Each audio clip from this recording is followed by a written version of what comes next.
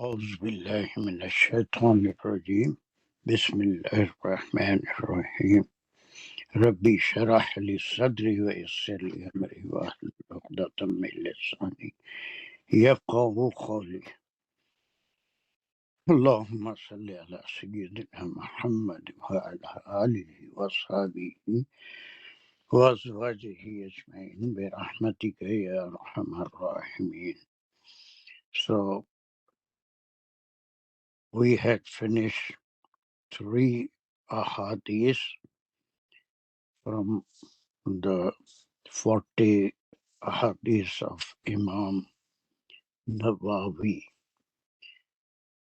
Okay, this hadith number 4 is very important in many respects. It has many parts. इसके कुछ हिस्से भी हम करेंगे और हम हर हदीस से पहले कुछ बातें रावी जैसे अब्दुल्ला बिन उमर रजी अल्लाह अन्हु का जिक्र तीसरी हदीस में आया था, वो रावी थे, उनके बारे में कुछ मालूमात किए थे. इसके रावी कौन है, उनके बारे में हम क्या जानते हैं, वो हम मालूम करेंगे. फिर दूसरा जो काम हम करते हैं वो अहादीस की किस्में, कितनी किस्म की अहादीस होती हैं. वो किस्में कई लिहाज से हैं, एक वो ज़ईफ और फिर मशहूर, या उस लिहाज से वो चेन के लिहाज से होती हैं. और फिर उसका ज़माना कौन सा है वो कहीं मेंशन नहीं होता, लेकिन मज़मून खुद बताता है. तो सबसे पहली चीज़ जो हम देखेंगे वो है अब्दुर्रहमान अब्दुल्ला बिन मसूद. अबी अब्दुर्रहमान अब्दुल्ला बिन मसूद रज़ी अल्लाह अन्हु, ये इसके रावी हैं. The first things, what do you know about Abi Abdur? How will you explain the name? कोई एक जल्दी से इसको एक्सप्लेन कर सकते हैं? नेम अरबी में नाम ऐसे ही होते हैं, उनमें कुनियत, औलाद की कुनियत, और फिर उनके पैदा से पहले उनके वालिद की कुनियत अरबों के पास अहमियत रखती है. इसके क्या माने होंगे, कोई एक बता सकते जल्दी?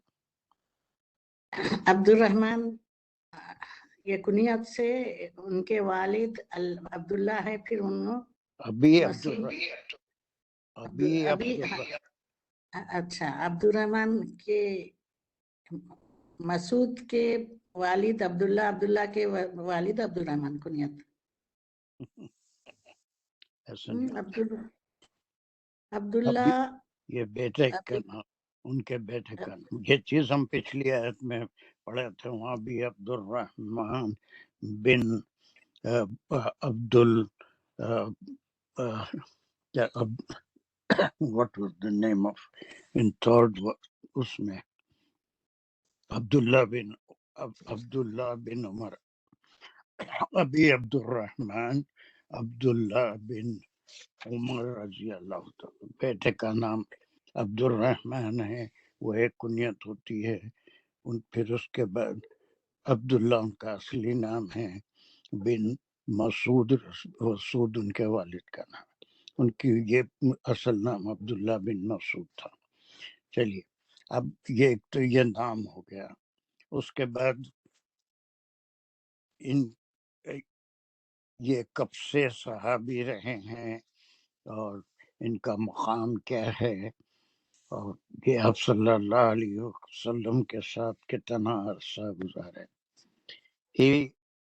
The very first thing, if you don't know, he was among the very first Muslimin, जो लोग ईमान लाए थे आप सल्लल्लाहु अलैहि वसल्लम पे बिल्कुल इब्तिदा में.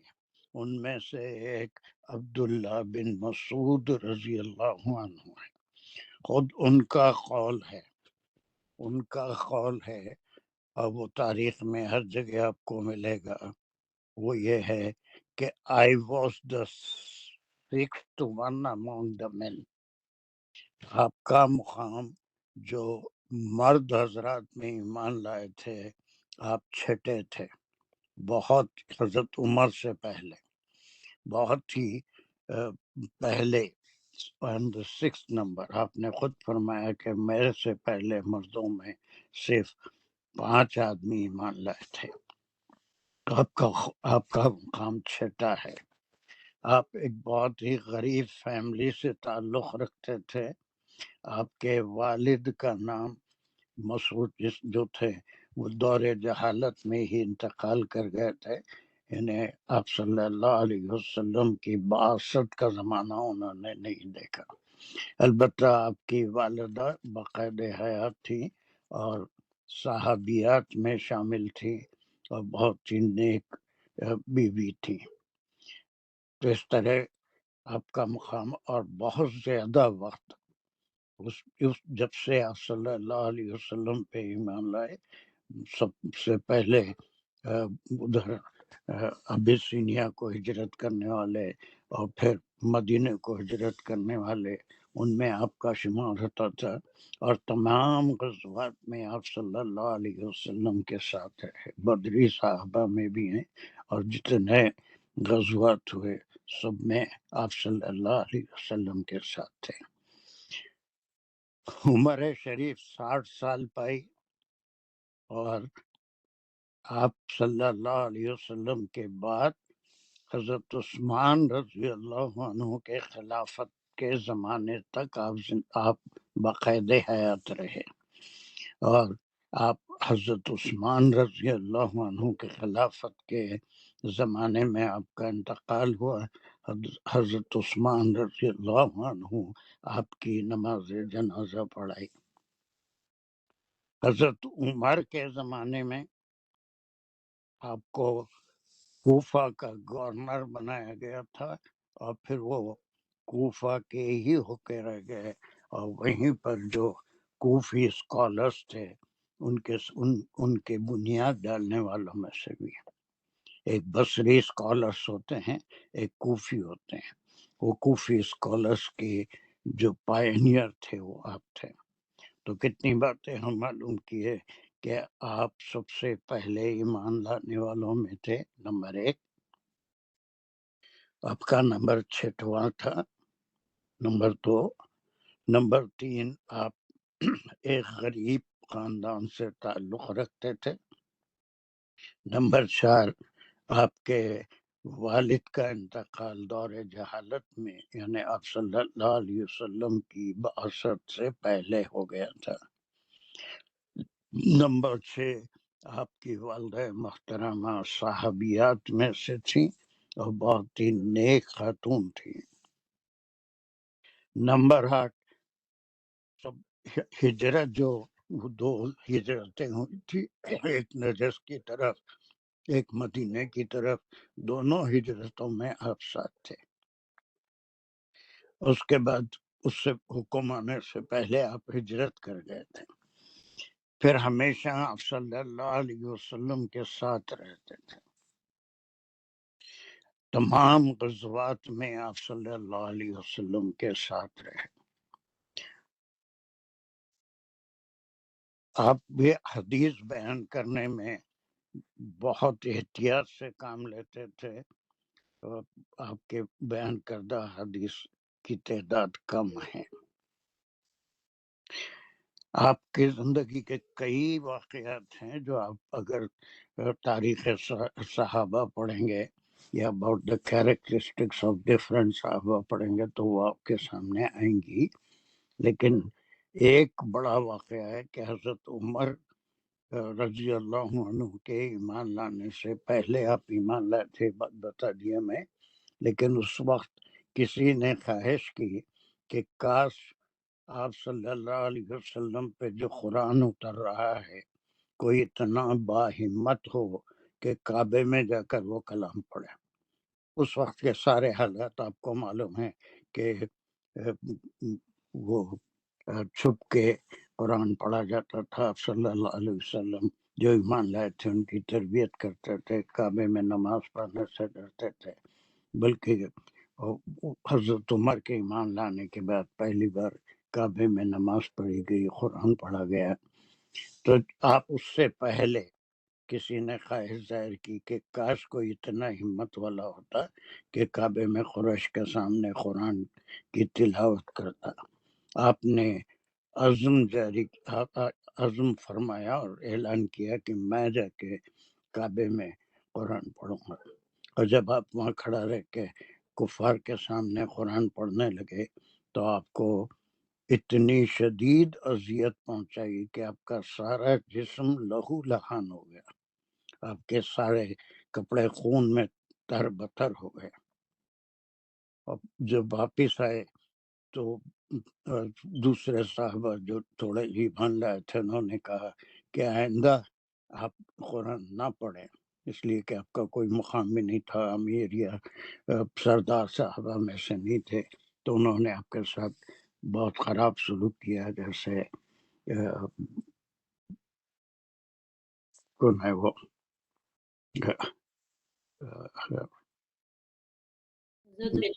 بلال کے ساتھ کیا تھا ویسے ہی۔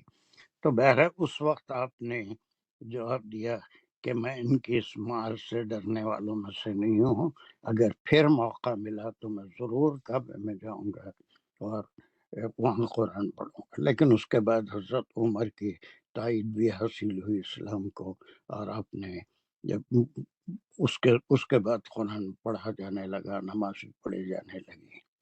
تو یہ تو راوی کا ہے نا، and it is from this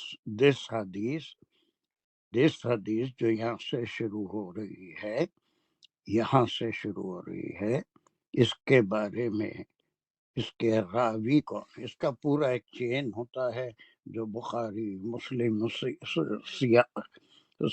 صحیح ستہ میں ملیں گے، وہ 6 حدیث میں پورے چین کا ذکر ہوتا ہے، لیکن اس کے سب سے پہلے راوی جس سے دوسرے لوگ کوٹ کیے ہیں وہ پورا چین لکھا جاتا ہے، اس لیے کہ وہ آپ صلی اللہ علیہ وسلم کے بعد بھی جب صحابہ ختم ہو گئے تھے، تابعین کا زمانہ تھا، اس زمانے میں، اور پھر تابعین کے زمانے میں حدیث کی ریسرچ کا کام ہوا، اور جو ریسرچرز تھے وہ سارے وہ پوری چین کا ذکر کرتے ہیں، اسی لحاظ سے کسی حدیث کو صحیح اور یہ جو بھی حدیثیں ہم بتائے تھے اس سے پہلے، اگر اس کا حوالہ 2 کتابوں میں ہے، بخاری اور مسلم، تو اس کے معنی یہ ہیں کہ یہ صحیح ہے، اور اس کو کئی طریقے سے حدیث کی کتابوں میں لکھا جاتا ہے، متفق علیہ، یا پھر ایسے جیسے یہاں لکھا ہے بخاری و مسلم، یا پھر صحیح بھی لکھا جاتا ہے۔ یہ راوی، پہلی بات راوی کے بارے میں ہم کچھ معلومات حاصل کی۔ دوسری بات احادیث کی کتنی قسمیں ہم دیکھے تھے، وہ قسمیں نہیں، چین کے والی نہیں، دوسری 3 قسمیں سب کو یاد تھی، وہ کون سی ہیں وہ 3 قسمیں؟ قولی، عملی، فعلی۔ Very good. قولی، جس میں آپ صلی اللہ علیہ وسلم نے کوئی بات فرمائی، اور پھر ایک عملی ہوتی ہے، کسی کو کوئی کام کرتے ہوئے دیکھا، اس کو یا تو روکا یا پھر اس پہ اعتراض نہیں فرمایا، اور عملی، اور وہ تمام ایسی حدیث جس میں آپ صلی اللہ علیہ وسلم نے خود جو عمل فرمایا، اس کا کہ ہم نے دیکھا آپ نماز اس طرح پڑھ رہے تھے، آپ یہ سورے پڑھ رہے تھے، ایسی کئی عملی احادیث بھی ہیں آپ کا عمل، اور قولی ہے۔ تو اب آپ مضمون کو جب دیکھیں گے کہ حدثنا رسول اللہ صلی اللہ علیہ وسلم، حدثہ کے معنی بیان کرنا یا بات کو بیان کرنا، حدثنا ہم کو بیان کیا، تو یہ کس قسم کی ہوگی؟ تینوں میں سے، قولی، عملی، یا پھر کون سی ہوگی؟ قولی قولی ہوگی، قولی۔ یہ قولی حدیث ہے، کہ یہ آپ کو ایسا کرتے ہوئے نہیں، یہ بات آپ صلی اللہ علیہ وسلم نے صحابہ کے سامنے فرمائی، اور اس کے سننے والے، اس کی تصدیق کرنے والے وہ ہیں عبداللہ بن مسعود۔ یہ 4 عبداللہ بہت مشہور ہوئے تھے اور آج تک بھی مشہور ہیں، عبداللہ بن عمر، عبداللہ بن مسعود، عبداللہ بن عباس، اور عبداللہ بن عزیز، نہیں، عبداللہ بن زبیر، آپ سے یہ صحابہ میں سے۔ خیر چلیے، یہ ہوا۔ اب اس کے بعد خالہ، یہ کس کا خالہ ہے؟ رضی اللہ عنہ خالہ۔ یہ کون ہے کہنے والے؟ یہ راوی ہے، ٹھیک ہے۔ عبداللہ بن مسعود نے فرمایا، یہ راوی ہے۔ پھر اس کے بعد حدیث شروع ہو رہی ہے، حدثنا رسول اللہ صلی اللہ علیہ وسلم، یہ حدیث، یہ عام طور پہ ہم کو یہ بتاتی ہے کہ قولی ہے، عملی ہے یا خبری ہے۔ ہم سے فرمایا کس نے؟ رسول اللہ صلی اللہ علیہ وسلم۔ اس کے بعد یہاں پر ایک دو تین اور الفاظ ہیں، وہ ہے وَهُوَ صادق المصدوق، وَهُوَ صادق المصدوق۔ اب یہ حضرت عبداللہ بن مسعود رضی اللہ عنہ کی طرف سے یہ بات بھی کہی جا رہی ہے رسول اللہ صلی اللہ علیہ وسلم کے بارے میں۔ یہ ہوا کون ہے؟ آپ صلی اللہ علیہ وسلم صادق و مصدوق ہیں۔ صادق اس میں فاعل ہے، مصدوق اس میں مفعول ہے، یعنی وہ سچے بھی ہیں، اور ان کے بارے میں کسی بھی مومن کو یا کسی کو بھی مصدوق یعنی سچا بلیف کرنا بھی ضروری ہے۔ تو یہاں تک جو باتیں ہو رہی ہیں وہ راوی کی طرف سے ہیں، اور وہ راوی ہیں عبداللہ بن مسعود، ٹھیک ہے۔ اور اب انہوں نے کیا فرمایا؟ جسٹ جیسے کہ کوئی ایک ریپیٹ کر دے اس کو، اتنا ٹکڑا مصدوق تک، یہ صرف انٹروڈکشن ہے حدیث کا۔ کمان کوئی ایک اتنا حصہ جی میں کر دیتا ہوں، کوئی نہیں آئے تو۔ کرو کرو کرو۔ ان ابی عبد الرحمن عبداللہ ابن مسعود رضی اللہ عنہ خالہ، یہ حدیث کے بارے میں ہے۔ یہ حدیث کے راوی کون ہیں ان کے بارے میں تو یہ ہے عبد الرحمن عبداللہ ابن مسعود، یعنی ابھی ابن یہ ابھی جی کہنا ضروری ہے، عبد ابی الرحمن ان کا نام نہیں تھا۔ جی، ابھی اور عبد الرحمن عبداللہ بن مسعود، یہ ان بعد کے میں یہ والد کا۔ کنیت کے لحاظ سے بن مسعود ہو گیا، لیکن ان کا نام عبداللہ تھا۔ عبداللہ یہ ان کا نام ہے، یہ ان کے والد کا نام ہے، یہ ان کے پہلی جو اولاد ہے اس کا نام ہے۔ اس طرح سے عرب نام رکھتے ہیں، آج بھی ان کے نام ایسے ہی ہوتے ہیں۔ چلیے ان اور سے وہ آگے خالہ وہ کہے، وہ فرمائے، ہوں حدثنا، ہم نے حدیث سنی یا ہم نے سنا رسول اللہ صلی اللہ علیہ وسلم کو۔ نہیں، پوری گرامر کو بھول گئے، ایگزیکٹ ترجمہ ہونا چاہیے۔ حدثنا، حدثنا ہم کو بیان فرمایا۔ ہم کو بیان فرمایا اب یہ رسول اللہ، رسول اللہ کون ہیں اس کے؟ اس کے رسول اللہ جو ہے اس کے فائل ہیں، ہاں فاعل ہے، نا کون ہے؟ فائل، اور نا جو ہے وہ مفعول ہے، حدثنا مفعول ہے، اور وہ مفعول کا مقام کیا ہے؟ مفعول مقدم۔ ہاں مقدم ہے، وہ پہلے آ گیا۔ حدثنا رسول اللہ صلی اللہ علیہ وسلم، ہم سے فرمایا۔ ایسے بس وہی ہماری کوشش ہے کہ ایگزیکٹ میننگ کو سمجھیں، ایگزیکٹ ترجمہ کرنے کی کوشش کریں، ہے نا. ہم نے سنا ایسا نہیں، بلکہ اتنا سب کو آتا ہے، کلاس میں جتنے لوگ ہیں ان کو آتا ہے، اور وہ یہ کہ ہم سے حدثنا، ہم سے فرمایا، پھر پیش کے ساتھ رسول اللہ، یہ مضاف الیہ ہو کے اس کا مضاف الیہ ہو کے فاعل ہو گیا، فاعل ہو صلی گیا. اللہ علیہ وسلم. اور پھر اس کے بعد ایک کامنٹری ہے، اس کے بعد ہے وا جو ہے حرف عطف ہے، ہوا صادق المصدوق. تو یہ جو ہے جملے اسمیہ ہے، ہوا مبتدا ہے، اس کی خبر ہے، وہ جو ہے ہوا ضمیر استعمال ہوئی رسول اللہ صلی اللہ علیہ وسلم کے لیے. اور صادق المصدوق جو ہے، یہ ایک صادق جو ہے اس میں فاعل ہے، اور مصدوق جو ہے اس میں مفعول ہے، سچے. اور نہیں وہ سچے ہیں اور جن کی تصدیق کی جانی چاہیے یا بلیف کرنا چاہیے کہ آپ مصدوق ہیں، ہے نا، کہ آپ سچ کہنے والے ہیں. یہ یہاں تک پورا کیا ہو گیا، تمہید ہو گئی اس کے راوی کون ہیں، اور انہوں نے جو فرمایا کہ کس سے یہ حدیث سنی ڈائریکٹ. اور یہ چین میں سب سے آخر میں رہتا ہے، جو چین والی حدیث ہیں اس میں شروع سے فرام باٹم ٹو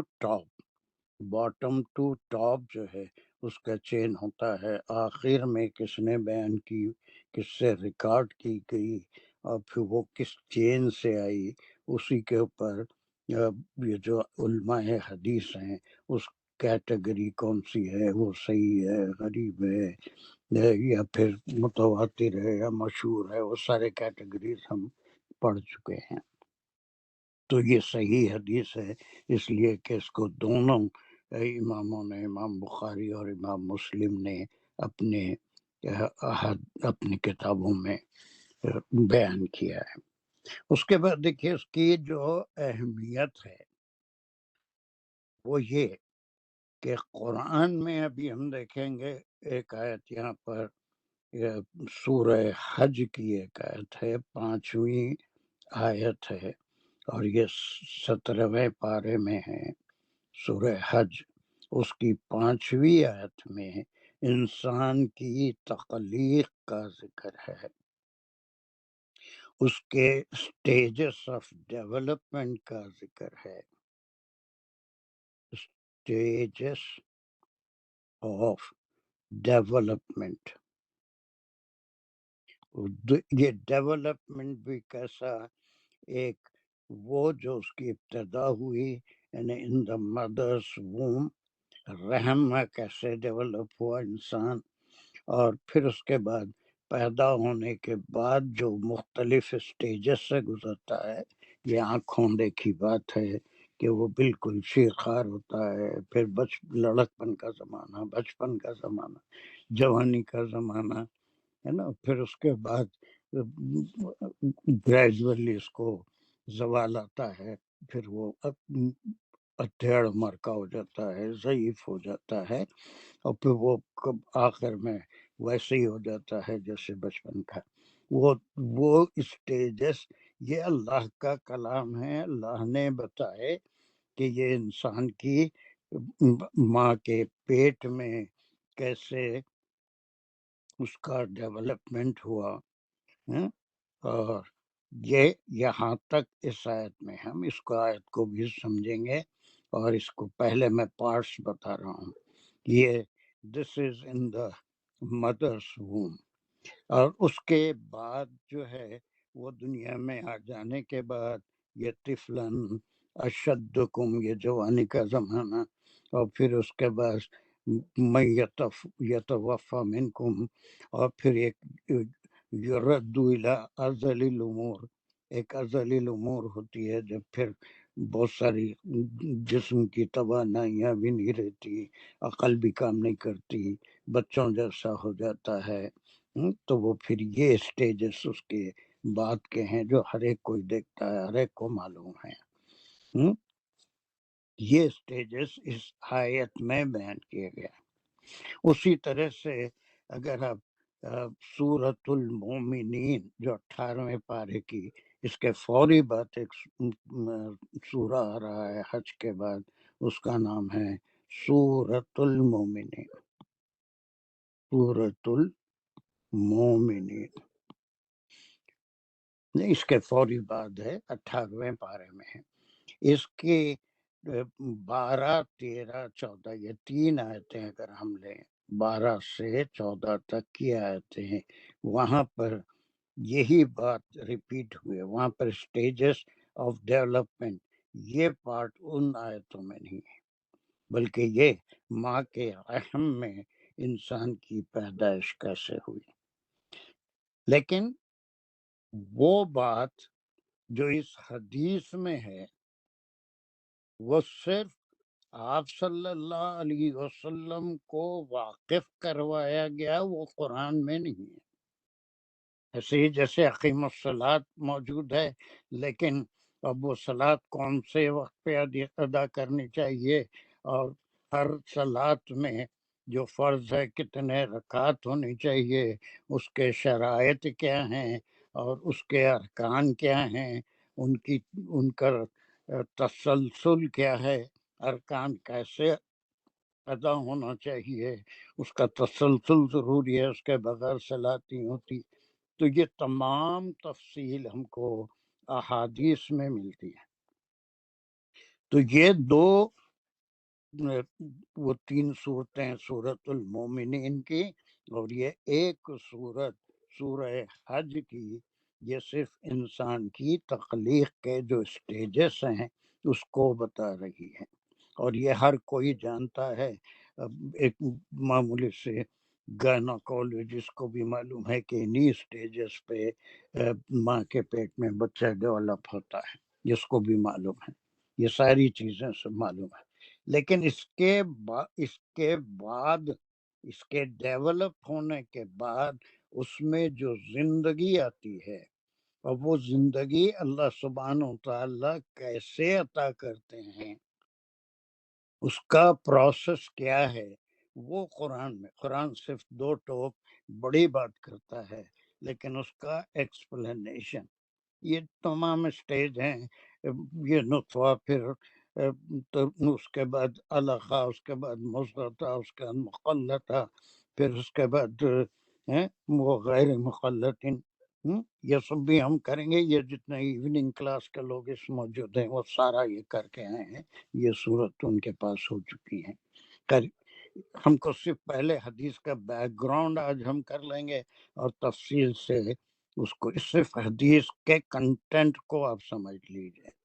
ایک پہلا پارٹ اس حدیث میں بھی ہے، وہ پہلا پارٹ اس آیت کا یہ ہے، ان دا مدرس وomb the development of the human body، جس کو آج کی سائنس بھی پورا پروف کرتی ہے کہ انہی سٹیجز میں ہر سٹیج 40 دن کا ہوتا ہے، اس طرح سے 120 ڈیز میں انسان کا جسم، اس کے اندرونی بیرونی اعضاء، یہ سارے مکمل ہوتے ہیں، لیکن اس وقت تک وہ ڈیڈ باڈی ہوتی ہے، اس میں کوئی حرکت نہیں ہوتی، اس وقت تک وہ صرف ایک ہڈیوں کا، گوشت کا پتلا ہوتا ہے۔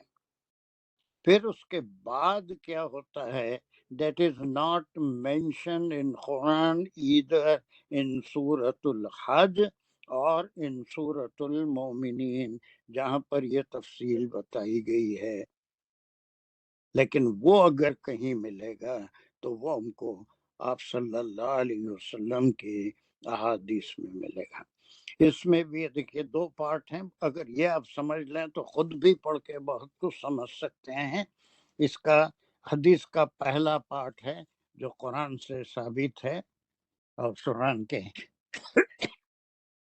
الحج کی یہ 5ویں آیت اور المومنین کی 12، 13، 14 میں، جس میں پہلا انسان مٹی سے پیدا کیا گیا، اس کے بعد جتنے بھی انسان پیدا ہوئے وہ ماں باپ کے ملنے سے اور پھر وہ رحم میں ان کے سٹیجز آف ڈیولپمنٹ کیسے ہوئے، وہ علقہ کیسے بنے، مضغہ کیسے بنے، یہ تمام چیزیں. ٹھیک ہے.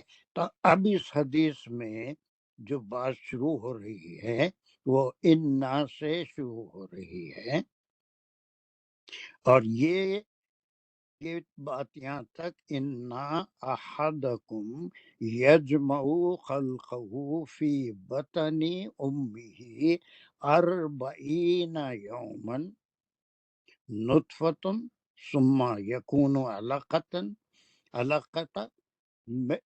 مثل ذالک ثم یکون مضغۃ مثل ذالک ثم. اب یہاں سے سیکنڈ پارٹ شروع ہو رہا ہے، دیٹ از ناٹ ان قرآن، کہیں بھی آپ کو نہیں ملے گا، آپ کو نہیں ملے گا، یہ احادیث میں ملتا ہے. اللہ سبحانہ و تعالیٰ نے یہاں تک تو بتا دیا قرآن میں، جیسے اقیم الصلاۃ، یا پھر وہ آت الزکوٰۃ بھی بتا دیا، وہ صوم رمضان اس میں بھی فرض بتا دیا، لیکن صوم ہوتا کیا ہے، کب شروع ہوتا ہے، کب ختم ہوتا ہے، اس کے شرائط کیا ہیں، اور اس کے لیے کیا ڈوز ہیں، کیا ڈونٹس ہیں، ہے نا، کس سے صوم بیکار ہو جاتا ہے، کس سے اپروو ہوتا ہے. آل دیز تھنگس وہ فقہ میں جو حدیث سے نکالی جاتی ہے اس میں موجود ہیں، وہیں سے ہم کو ملتی ہیں وہ تفصیل. تو یہ چیز انسان کی پیدائش کے رحم مدر، ان دا مدرس ووم، یہ قرآن سے بھی ثابت ہے، اور وہی بات کو آپ صلی اللہ علیہ وسلم نے اس حدیث میں ریپیٹ فرمایا کہ ہر اسٹیپ کا اسٹیجز آف ڈیولپمنٹ کے 40 یومن 40 دن ہوتے ہیں، اور پھر اس کے سٹیجز بتائے، نطفہ ہے، علقہ ہے، پھر اس کے بعد مضغہ ہے. یہ 3 سٹیجز ہیں، 40 دن میں ایک سٹیج ہوتا ہے، اور پھر وہ سب ملا کے 120 دن ہوتے ہیں. 120 دن مکمل جب ہو جاتے ہیں تو جب تک وہ جو بھی ماں کے پیٹ میں ہے، مادہ ہے یا نر ہے، اس کی اعضاء کی تخلیق مکمل ہو جاتی ہے، مکمل ہو جاتی ہے. اس کے اندرونی اعضاء، دل ہے، پھیپڑے ہیں، لیکن ابھی کوئی چیز کام نہیں کر رہی ہے. It's just like a statue, ایک ڈیڈ باڈی تیار ہو جاتی ہے. اور اس کے بعد کیا ہوتا ہے قرآن میں اس کو آپ کو نہیں ملتا. اسی لیے حدیث کی اسٹڈی، حدیث کی تعلیم انتہائی ضروری ہے. اب چھوڑ دیے یہاں پر کہ وہ کیا ہوگا، وہ مس کیریج ہوگا ایک دن کے بعد، یا پھر جب اس میں زندگی کہاں سے آئی، پیدا ہونے کے بعد زندہ ہوگا وہ، یا پھر ماں کے پیٹ میں ہی اس کو زندگی عطا کر دی جائے گی. بڑی بڑی بیوٹیفل، بڑی میننگ فل اور بہت ہی سبق سیکھنے والی حدیث ہے. دیٹ قرآن ڈسکرائب، جیسے ابھی بتایا جو چیز ہے، کہ نماز کو قائم کرو، زکوٰۃ دو، روزے رکھو، اگر اس قابل ہیں تو حج کو جاؤ. لیکن حج کیا ہے، اس کے ارکان کیا ہے، اس کے کوئی خاص دن ہے یا جب چاہے حج کر سکتے ہیں، وہ کون سے دن ہیں، ان میں کون سے دن کون سا رکن ادا کرنا ہے، وہ رکن کس طرح سے ادا کرنا ہے، اس کے ٹائمنگز کیا ہیں، ہر مقام سے اس کا تعلق ہے، اس مقام پہ کتنے عرصہ یا کتنے گھنٹے یا کتنی دیر وہاں پر گزارنا ہے، پھر اوقات کی پابندی، کون سے وقت سے پہلے دوسرے مقام کو منتقل ہو جانا، پھر دوسری جگہ چلے جانا، سب ٹائمنگ کے ساتھ ایک پورا فریم ورک آپ صلی اللہ علیہ وسلم نے، وہ عملی حدیث کہلائے گی، جس میں حدیث کے تمام آپ صلی اللہ علیہ وسلم کے اپنے حجۃ الوداع کا ذکر ہوگا. آپ کب منا میں تشریف لے گئے، پھر کب آپ نے اس میں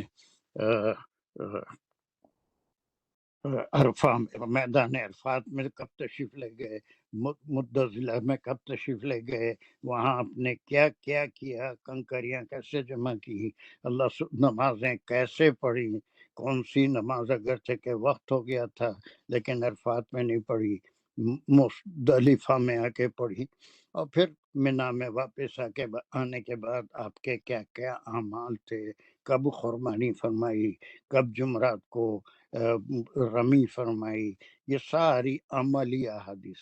اسی طرح سے آپ نے نماز کیسے ادا کی، کس طرح سے آپ نے رکعت شروع کی، کون سی رکعت میں آپ نے کیا تلاوت فرمائی، اس کے ارکان کس ترتیب سے آپ صلی اللہ علیہ وسلم نے، یہ تمام عملی احادیث بھی موجود ہیں، صرف زبانی نہیں ہے، وہ قولی نہیں ہے۔ لیکن یہاں پر کوئی عملی مظاہرہ نہیں ہو سکتا تھا، اس لیے یہ قولی حدیث ہے۔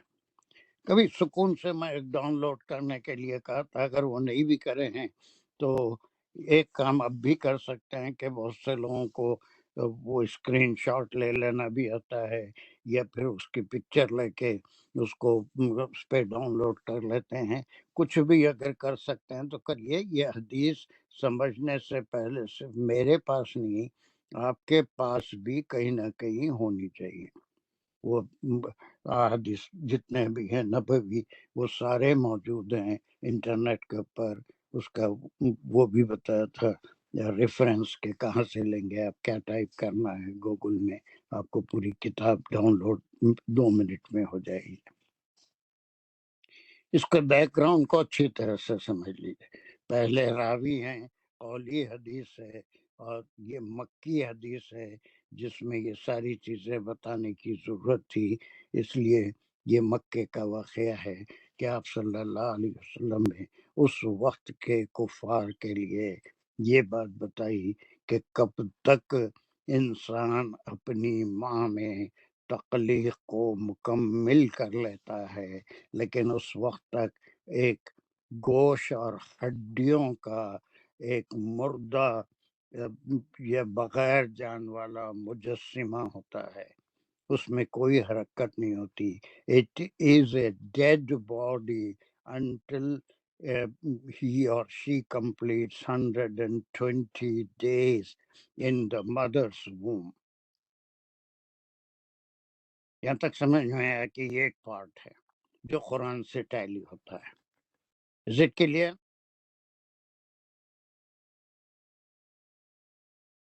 کوئی یس سر، یس۔ چل، اس کے بعد سیکنڈ پارٹ ہے۔ Second part is not in the Quran, it is in the Hadith only. یہ بہت اہم پارٹ ہے۔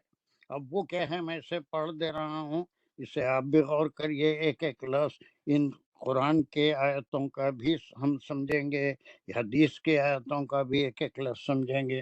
آج سمجھے کہ صرف اس حدیث کو انٹروڈیوس کر رہا ہوں، راوی کون ہے، اس حدیث کی اہمیت کیا ہے، اس حدیث کے کتنے پارٹ ہیں، کون سا پارٹ قرآن کی کون سی آیتوں کو کی تصدیق کرتا ہے، وہی بات آپ صلی اللہ علیہ وسلم نے فرمائی۔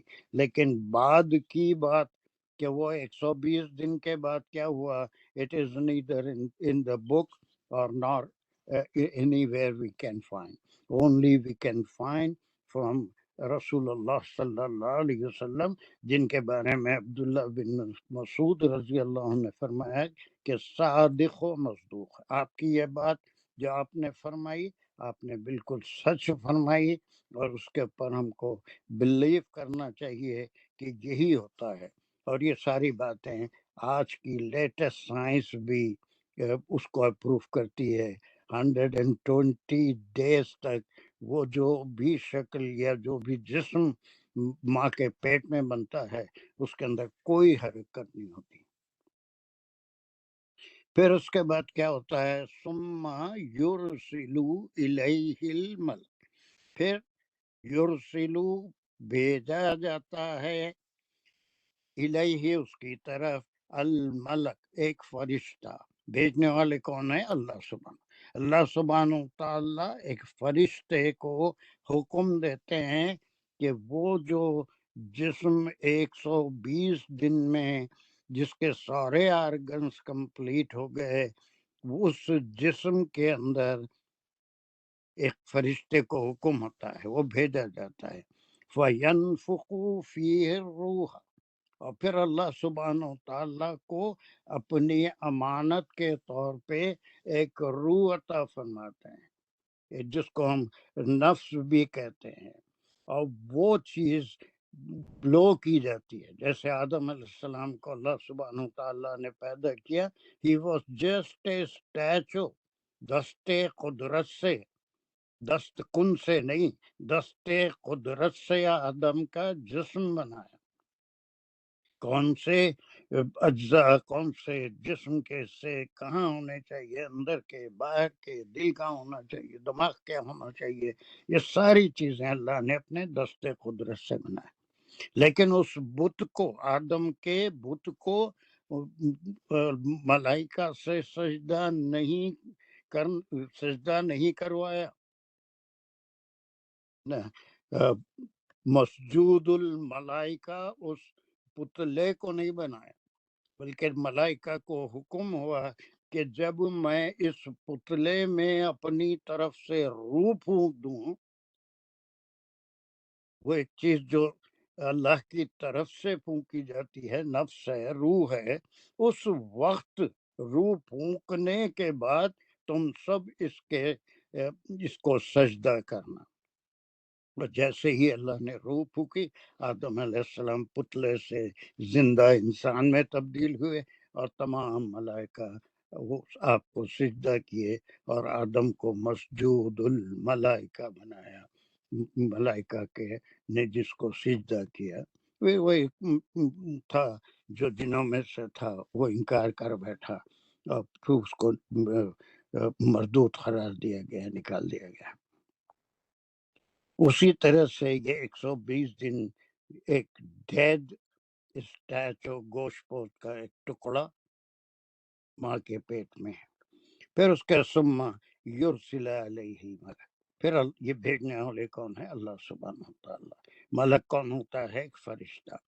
اور یہ چھپی ہوئی باتیں ہوتی ہیں، جب بھیجتے ہیں تو جاؤ دیکھ کے آؤ کیسا ہے، انہیں اس کی صورت کیسی ہے، جس کام کے لیے نہیں بھیجتے، بلکہ اس کو ایک روح عطا کرتے ہیں، اور اس کو حکم دیتے ہیں کہ اس روح کو اس بچے کے اندر پھونک دو، اور وہ یہی پیریڈ ہوتا ہے، اس کے بعد بچے میں حرکت شروع ہوتی ہے، اب وہ زندہ کہلائے گا، لیکن ابھی ماں کے پیٹ سے نہیں آئے گا، ابھی روح کے آنے کے بعد کچھ اور ڈیولپمنٹ ہیں، اس کے لیے اور ٹائم لگے گا، اور جتنے بھی ہیں 120 دن کے بعد اس کا ایک خاص وقت مقرر ہے جب وہ روح اور جسم کے ساتھ کمپلیٹلی ڈیولپ ہوگا اور اپنی مدت پورا کرے گا، دین ہی ول کم بائی دی آرڈر آف اللہ سبحانہ تعالیٰ ان دس ورلڈ، وہ دنیا میں آئے گا۔ پھر وہ ملک آ کے کیا کرتا ہے؟ ينفخ فیہ الروح، اس کے اندر روح پھینکتا ہے اللہ کے حکم سے، اور یومرو باربعۃ کلام، یہ یومرو کون ہے؟ یہ اللہ سبحانہ تعالیٰ اس کو حکم دیتے ہیں کہ اس بچے کے بارے میں اس کے جو اعمال نامے ہیں، جو یہ جو دو فرشتے بیٹھے ہوئے ہیں سیدھے اور جانب، ان کا کیا نام ہے؟ کرامن کاتبین، یہ کرامن کاتبین، جن کے پاس ڈیڈز کا رجسٹر ہے، اس میں پہلے ہی یہ لکھا دیتے ہیں باربعۃ کلمہ، 4 کلمے اس روح کے ساتھ اس کے اندر پھونک دی جاتی ہیں، بے کتب رزق ہو، پہلی چیز اس کا رزق کتنا ہوگا، کہاں سے کھائے گا، کب تک کھاتے رہے گا، دانے دانے پہ لکھا ہے کھانے والے کا نام۔ زمین میں تو بہت رزق ہے، لیکن ہمارے حصے میں کتنا ہے، اس رزق کا آخری دانہ کھانے تک ہم انشاءاللہ زندہ رہیں گے۔ اللہ سبحانہ وتعالیٰ جتنے رزق پہ ہمارا نام لکھا ہے وہ ہم تک ضرور پہنچ کے رہے گا۔ اس کا رزق کہاں سے، کیسے، کتنا لکھا گیا ہے، یہ بے کتبی، یہ لکھ دو اس کے بارے میں جو اس کے اعمال نامہ لکھا جا رہا ہے، اس کا رزق وہ اجلی ہی۔ یہ دوسری بات یہ لکھنا، اربع کلمات ہیں کہ اس کی موت کہاں، کب، کن حالت میں ہوگی، یہ کوئی نہیں جانتا۔ اس کی اجل، اس کا پھر دنیا سے چلے جانا بھی ایک ضروری بات ہے، اس کے بغیر کوئی چارہ نہیں، ٹھیک ہے۔ اس کا عمل، اور پھر اس کے بعد تیسری بات، نمبر 1 اس کا رزق لکھ دیا۔ غور کر کے دیکھیے، قرآن میں نہیں ہے، ہم کو حدیث سے ہی معلوم ہوتا ہے، اور اس کا اجل بھی لکھا دیتے ہیں۔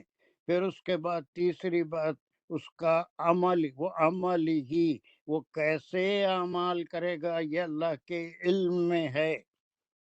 اللہ کو معلوم ہے جس بندے کو، جس امیر سے، جن ماں باپ کے سے پیدا کیا، اس کی خصلت کیسے ہوگی، ٹھیک ہے۔ پھر اس کے بعد چوتھی بات، وہ شقی ام سعید، شقی ہوگا یا سعید ہوگا، مردود ہوگا یا اللہ کے نیک بندوں میں فلاح پانے والا ہوگا، یا پھر جو ہے شریر ہوگا، اس کا نفس کو وہ کنٹرول نہیں کر سکے گا، نفس اس کو کنٹرول کرے گا۔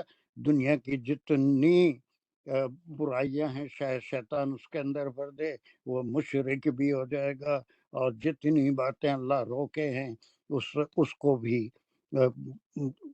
بھی قرآن میں صرف اتنا آپ پڑھیں گے سورہ شمس میں کہ اللہ سبحانہ وتعالیٰ نفس کو جسم میں ڈالنے سے پہلے اس کو برائی کیا ہے، اچھائی کیا ہے، یہ نفس کو علم میں لا کے اس کو جسم عطا کرتے ہیں،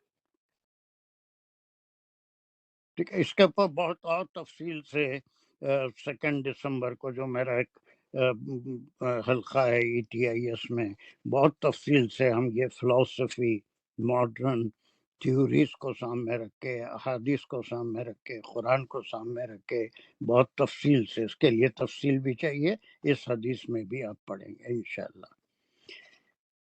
فواللہ الذی لا الہ غیرہ، ہے نا، اور پھر یہ کہ اس کو یہ بھی بتا دیا جاتا ہے کہ اس کے علاوہ کوئی لا الہ نہیں ہے۔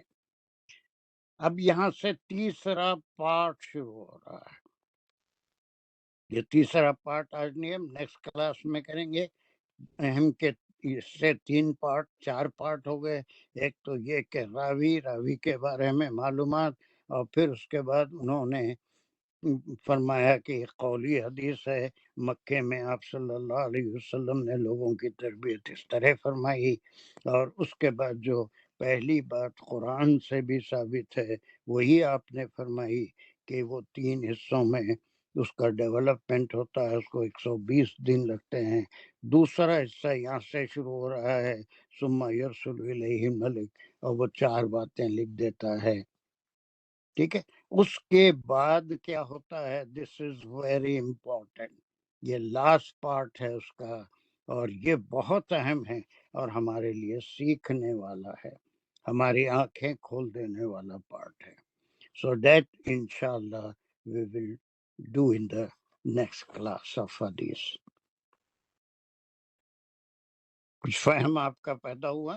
یہی نہیں ہم بلکہ وہ دونوں، یہ قرآن کی آیت اور المومنین کی 12، 13، 14، وہ 3 چھوٹی چھوٹی آیتیں ہیں، اتنی بڑی نہیں ہے، جہاں پر یہ الحج کی بڑی آیت ہے اتنی نہیں ہے، چھوٹی چھوٹی 3 آیتیں ہیں۔ اسی مضمون کو وہ 3 آیتوں میں تقسیم کیا گیا ہے، ریپیٹیشن ہے، وہ بھی ہم تفصیل سے ایک بار پڑھیں گے، اور وہ کون سے پارٹ سے ٹیلی ہوتے ہیں اور کون سا پارٹ وہ ہے جو قرآن میں نہیں ہے، اور اسی سے حدیث کی اہمیت بھی معلوم ہوتی ہے، جس کی مثالیں بھی دیا، نماز قائم کرنا کیا ہے، روزہ رکھنا کیا ہے، زکوٰۃ دینا کیا ہے، کتنا دینا ہے، خیر خیرات صدقے کیا ہیں، اور پھر یہ ایک دوسرے سے رشتہ کیسے ہوتے ہیں، وہاں کیا ہمارے فرائض ہے، وہ ساری چیزیں اس میں آتی ہیں۔ چلیے اب وہ یہ this part is very important and انشاءاللہ we will do it in the next class. ٹھیک ہے، کچھ بات سمجھ میں آئی یا کچھ تشنگی رہ رہی ہے اس بات میں، جتنا ابھی تک کریں اس میں کوئی ایک؟ سمجھ آئی بہت آئی۔ ماشاء اللہ ماشاء اللہ۔ چلیے سو آج سر ایک سوال ہے، یہ جو 4 چیزیں ڈیسائیڈ ہو رہی ہیں، نیوٹریشن، ڈیتھ مطلب کھانا، ڈیتھ، عمل اور شکی میں دونوں میں کیا فرق ہے؟ وہ عمل تو اسی حساب سے ہوگا نا کہ اگر شریف آدمی ہے یا خراب آدمی ہے، تو عمل اور شکی تو دونوں ایک ہی طرف جا رہے ہیں۔ عمل اور جو 3rd and 4th 4 چیزیں آپ نے کہا نا کہ شقی، ہاں شقی یعنی وہ کس طرح عمل بھی سے اسی طرح سے ہوگا جیسے کہ طبیعت ہوگی، جیسے کہ بندہ ہوگا، تو ان دونوں میں ایگزیکٹلی فرق کیا ہوگا؟ جو نیچر ہوگی وہی عمل ہوں گے نا؟ ہاں تو یہ 3 اور 4 جو دو یہ جو ہیں 3rd and 4th پوائنٹس ہیں یا کوالٹیز ہیں، ان میں ایگزیکٹلی فرق کیا ہے؟ بہت اچھی بات ہے، بہت اچھی بات ہے۔ وہ شقی وہ سعید، اس بات کو میں مزید آپ کو، یہ بہت ایسا مسئلہ ہے کہ ہر زمانے میں اس کے اوپر مختلف سوالات ہوئے ہیں۔ آپ کے سوال کا جواب یہاں سے میں شروع کروں گا، چوتھے حصے کو جانے سے پہلے یہ شقی سعید یہ کیسے لکھا جاتا ہے، اس کا کیا مطلب ہے، کہ وہ گناہ گار ہوگا یا نیکوکاروں میں سے ہوگا۔ آئی ول انشاءاللہ اس کو پورا آپ کو سمجھانے کے بعد doctor Qazi I will go forward in احدکم، یہ پارٹ میں جائیں گے ہم۔ یہ ٹھیک ہے، اب لے کے بیٹھا تو یہ مضمون ایسا نہیں ہے کہ 2-4 منٹ میں آپ کو سمجھا دوں، سو اس کو بہت تفصیل سے سمجھاؤں گا۔ اچھا ڈاؤٹ ہے، اچھا کوشچن ہے، I do appreciate your question. Okay, انشاءاللہ ضرور رہیے اس کے بعد کی کلاس میں، تو you will enjoy this part. اور ایسا آپ کا ہی نہیں بلکہ کئی لوگوں کا ڈاؤٹ ہوگا، بہت سے لوگ اس بات کو نہیں سمجھے ہوں گے جو آپ نے کیش کی کہ وہ شقی اور سعید کیسا لکھا جا رہا ہے۔ ابھی تو کوئی عمل ہی نہیں کرا، ابھی تو ماں کے پیٹ میں ہے، باہر بھی نہیں آیا، لیکن اللہ سبحانہ و تعالیٰ اس کا، اور یہ آرٹ آپ کے اس طرح بھی سمجھ میں آ جائے گا جب آپ چوتھا حصہ اس کا سمجھ لیں گے، تو یہ آٹومیٹک بھی آپ کی سمجھ میں آنے والا ہے۔ لیکن اس سے پہلے میں بھی اس کو سمجھانے کی کوشش کروں گا۔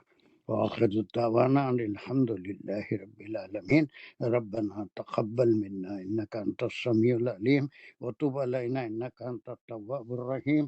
یا اللہ ہم کو قرآن کے ساتھ احادیث کو پڑھنے، سمجھنے اور اس کے مطالعے کی بھی توفیق عطا فرمائیے، اور اس سے کچھ سیکھنے کی توفیق عطا فرمائیے، اس کا اثر ہماری زندگیوں میں ظاہر فرمائیے کہ ہم اللہ کے رسول کی باتوں کو سمجھیں اور اس پہ عمل کریں اور اس کو اپریشیٹ کریں۔ یا اللہ اس کام کو قبول اور منظور فرمائیے۔ السلام علیکم ورحمۃ اللہ وبرکاتہ۔